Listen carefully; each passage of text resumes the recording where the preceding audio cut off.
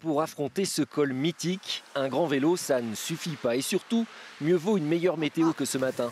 Et là, ça va pas être la même. Hein. L'ascension de l'Alpe d'Huez, filmée ici en été, c'est 21 virages répartis sur 14 km qui font donc leur retour dans le Tour de France depuis 2022. De quoi donner le sourire même sous les trompes d'eau à ces deux cyclistes du club local. Et tu vois que tu peux monter en force, tu vois. C'est quelque chose pour nous, cyclistes et habitants ici. On rêve à ça, je veux dire. On se dit, ben voilà, ils vont être là, on va les voir. C'est extraordinaire. C'est là où on est actuellement, on ne peut plus se garer.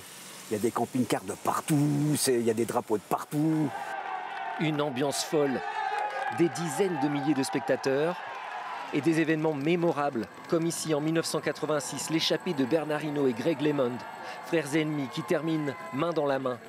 Une image de légende qui fêtera ses 40 ans l'an prochain. Et pour l'occasion, le Tour fera étape non pas une, mais 2 fois à l'Alpe d'Huez et dans la vallée de l'Oisans, où les cyclistes affluent tous les ans du monde entier. Du néerlandais, on a aussi de l'allemand, on a un livre en suédois. Dans cet hôtel, 2 étapes, c'est la garantie de louer toutes les chambres, mais pas seulement. Ça, c'est le court terme. Oui, on va avoir du monde. Oui, ça sera plein. Oui, ça va bouger. Et le long terme, c'est la publicité. C'est que l'Oisans, l'Alpe d'Huez, c'est une terre pour cyclistes. Pour ce professionnel du vélo, c'est la promesse aussi de beaucoup de travail.